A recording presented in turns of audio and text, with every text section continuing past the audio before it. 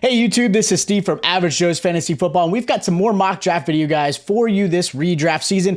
We are in August, which means you guys are either drafting right now or mock drafting to get you guys ready for this redraft season. So hopefully you guys are subscribed, like the video while you're here, check out our other mock drafts, or you guys are not the 110, and of course check out our ranking videos when we drop those. So let's jump right into this. So as you can see here, we are in the 110 spot in a 12-man PPR league. Now, if this is half PPR, it's probably pretty relevant as well. Of course, if you are in a super flex or anything like tight end premium, things like that, this draft might be a little different. But again, in a mock draft, I'm going traditional PPR. And again, if it's standard, let us know in the comments where you guys stand in your draft and we can help you out. So we're going to get this started. In the later draft, you're going to see either, I would say, a really good running back, like the hero running back strategy, or a really good wide receiver. You're going to lose out of these wide receivers, which is pretty typical. I will say I am surprised seeing Austin Eckler here at the 101. He typically has been falling into the 104 to 105 range, and Justin Jefferson's been pretty much the 101 in most cases. With that said, I'm going to look at this and I'm looking at what I can grab at the 110 spot. I could go the hero running back strategy, which is Saquon Barkley, who was phenomenal last season. He was a top 5 fantasy back and should have that same type of performance this season. And he's got a lot to prove, right? With this whole contract situation with the New York Giants, they didn't sign him long term. He's proving to either really force them to have a big contract next year, or he could possibly go to another team after this season. So this is a big season for him. So I'm going to go Saquon Barkley in this particular spot. You couldn't have gone wrong going A.J. Brown or CeeDee Lamb in that spot as well, but I like going there and grabbing Barkley. Now with a swing around, I do want to actually grab a good wide receiver, but I hate to see Nick Chubb, because he's one of my top favorites as far as running backs go, any further. So I'm going to grab him on the swing. So I'm going that hero running back strategy instead of the more balanced route in this one. Chubb is expected to have an increase in some receptions, which if holds true, his value only increases. I could see him potentially being an RB1 this season if that truly happens. And of course, Barkley being one of the top running backs in the PPR scene, I absolutely have him. So I like where I'm at as far as the running backs. Now I've got to fill this team with the best possible players. One, I can go Jahmyr Gibbs, who I think is going to be an absolute stud. I don't know if I'm going to believe it this season. He is going to be great in the receiving game, but even Montgomery did pretty well. So I'm curious how this whole Lions backfield is going to play out. So I'm not 100% sold on necessarily grabbing Jahmyr Gibbs. I could go Lamar Jackson, who I really like as well. He's going to have a lot of value, and I really expect him to be a QB2, QB3. If you guys looked at my rankings, he can possibly be in there. So I'm going Lamar, get a really strong quarterback. As long as he can stay healthy, he is going to absolutely dominate for my fantasy team. So Deebo Samuel's gone, DK Metcalf. I'm not as high on those two particular receivers as some others. So in this mock draft, I actually think that's a little bit too high as far as their ADP goes. I would rather go somewhere else, but they fell there. Aaron Jones is gone. Kenneth Walker's gone. And honestly, it's so tempting to grab Jahmyr Gibbs, but I'm actually going to grab another running back later on. And for me, I'm going to go and grab Calvin Ridley. I have some high expectations for him in this Jacksonville offense. I know he's been removed from football for a while. I get that, but he looks really good in camp. He looks in great shape. And again, he's one of the better receivers, and a lot of people forget about that. So him falling to me in the 4th round, absolute steal for me. I love what I was able to do there.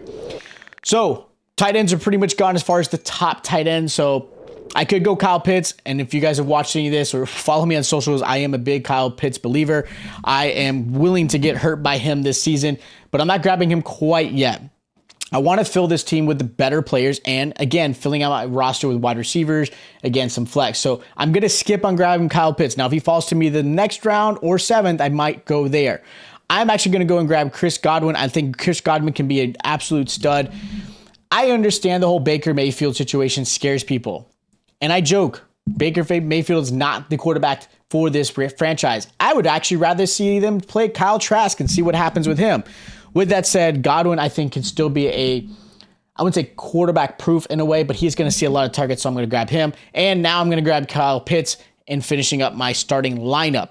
So not the best wide receiver core, but I will say Calvin Ridley, Chris Godwin can still be potential top 5 and maybe Ridley top 10 wide receivers, and I still feel really good because my running backs are amazing.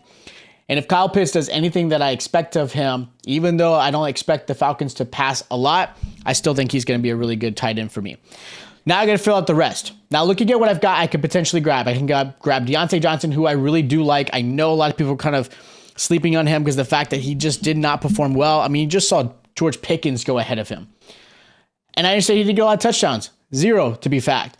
But I do like him. Jackson Smith and Jigba. I understand this offense could potentially be really good. Geno Smith looked really good last season. We're hoping he's going to perform well. I'm actually going to go Javonte Williams because I think Javonte Williams is a top tier back. As far as fantasy, I think he can finish top 15. And to have him as my flex / backup to Nick Chubb or Barkley, I think is a good spot for this particular team because I really like where I think he can do. He's looked really good so far in camp, even from his injury. A little bit faster than what most people have thought, and I'm okay with that. It's a nice little risk there in the later draft. So looking at what I can grab Treylon Burks, who I think opposite of DeAndre Hopkins actually is going to perform really well. Not sold with Tannehill or even Malik Willis, whoever ends up being the QB2. But I think he still has some heavy talent that can help provide for this team. I'm actually going to go and grab James Cook because I think he's going to be an absolute stud in this Buffalo's offense. This is a top 5 offense with a running back potentially being the RB1 in this role. I think Damian Harris can be the red zone guy, which may scare some people with James Cook. But I think in the receiving game and aspect of what he is capable of doing, I think adds value. And again, he's just a flex spot. He's a backup. I'm okay with grabbing him there. Zach Charbonnet is another one I'm looking at right here. Nice little pickup. Even Jamal Williams with the whole suspension of Alvin Kamara. But of course, there's the rumors of Kareem Hunt coming to New Orleans. And if that does actually happen, I'm staying away from realistically any Saints backfield at this particular point. I don't feel comfortable grabbing them.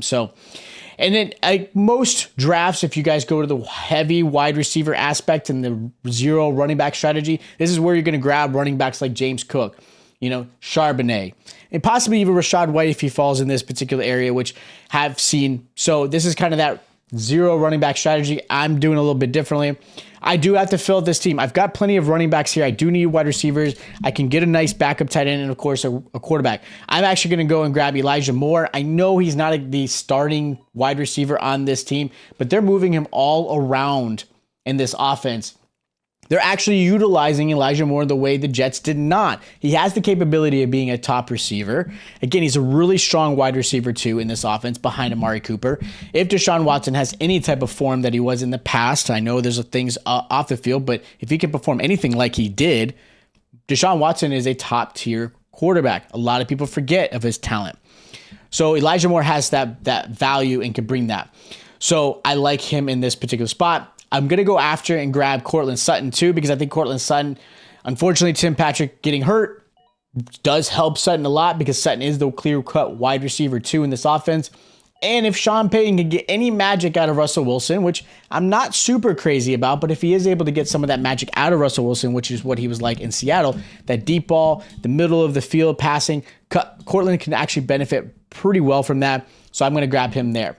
Now, I would like to grab Rashad Bateman, but there's some injury concerns with him. And again, Zay Flowers looks really good. You got Odell. So I'm not 100% sold on Bateman in this particular spot. Sky Moore's been hyped up, but there's obviously the rumors of him possibly not even being a top in the whole depth chart at all. So that worries me a little bit. I'm actually going to grab Tyler Algier, my last running back I'm going to grab in this particular draft. Even though Bijan is there, I do expect the Atlanta Falcons to use Tyler Algier a lot. I think Bijan's going to be the one who takes advantage of, obviously, the PPR, grabbing a lot of receptions his way. Algier still, I think, can get you 600 to 800 yards on the ground and a few touchdowns. So, again, not a bad pickup. And, of course, if, knock on wood, anything happens to Bijan, Algier is a 1,000-yard back. So I'll grab him there. I've got 2 spots to fill. I'm looking at possibly a backup quarterback, possibly backup tight end, or a receiver that might have fallen here. So as far as the quarterback position goes, you've got Russell Wilson left. You got Bryce Young, Derek Carr, right? So I like those particular spots. As far as tight ends, you got Dolchik, who I think is actually going to be a really good tight end. So I'm going to grab him here because I think he's got a lot of value. He showed some really, really good skill set last season and a good rapport with Russell Wilson. So again, if that expectation happens, if this offense really truly does grow and perform really well, Dolchik is going to see a lot of benefit as my backup tight end. Now, the last particular spot I'm going to get is I'm going to go after quarterback. I'm going to go after Derek Carr because I think in this particular offense, for Derek Carr, he's going to benefit. Michael Thomas, hopefully he stays healthy. Olave, right? Shaheed. there's still some good players in the outside. Juwan Johnson, I like this particular spot for Derek Carr. And last spot I'm going to get is my kicker. Love the fact that I can get Tyler Bass, who is going to be a phenomenal kicker. Again, he has the ability to be, getting you several field goals, long field goals, consistent. Obviously, later in the year with the weather in Buffalo does worry me, but he's a very consistent kicker, so I'll grab him there. So that is the mock draft for the 110 spot. If you guys have any questions about your mock drafts or any questions about your draft in general, let us know in the comments. We're here to help you guys, give you some insight, help you guys get the best player in your particular spot. I know in all these drafts, mock drafts are always fun to do. Try to do as many as you can. I know they can be 5-minute, unless you do some live mock drafts, which are always fun. These aren't going to take long, but it gives you an idea of where players are falling. If you guys did enjoy the content, make sure you guys are subscribed to the channel. We are absolutely growing this community. You guys have been fantastic. I mean, you get amazing community, so thank you guys so much. Make sure you guys have those notifications on because we will be dropping more ranking videos, more mock drafts, then of course, the waivers and start sits for the season when it starts in September. Also, make sure you guys hit the like button. Again, check out our other videos. Make sure you guys are subscribed, like, and I'll catch you next time.